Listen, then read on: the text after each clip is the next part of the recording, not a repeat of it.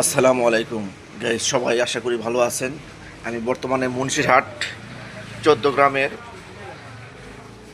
আমার শ্রদ্ধেয় বড় ভাই সওদাগর সাহেবের দোকানে উপস্থিত আছি। সওদাগর ভাই আমাদের স্টিল মার্কের উপর যথেষ্ট আস্থা রেখে স্টিল মার্ক এসএস পাইপ দিয়ে কাজ করে যায়।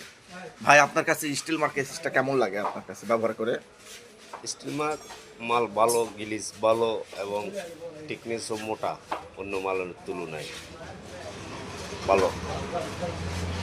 ধন্যবাদ বড় ভাইকে। বড় ভাইয়ের কিছু মাল তৈরি করেছে এসএস পাইপ দিয়ে, এগুলো আজকে ডেলিভারি দিচ্ছে, আপনাদের দেখে চলেন। এই যে আমার সওদাগর ভাই আজকে এই স্টিল মার্ক এসএস পাইপ তৈরি করছে।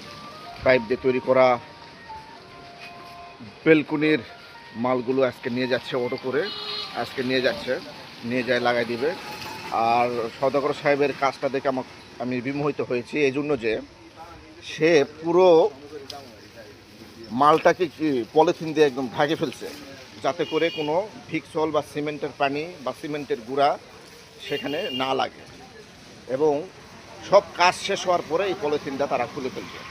হ্যাঁ, এই কাজটা আপনারাও করবেন, এতে করে মাল নষ্ট হবে না এবং মালটা দীর্ঘস্থায়ী হবে। কারণ এসএসের জন্য সবচেয়ে ক্ষতিকর জিনিস হচ্ছে ভিক্সল, টাইলস ক্লিনার,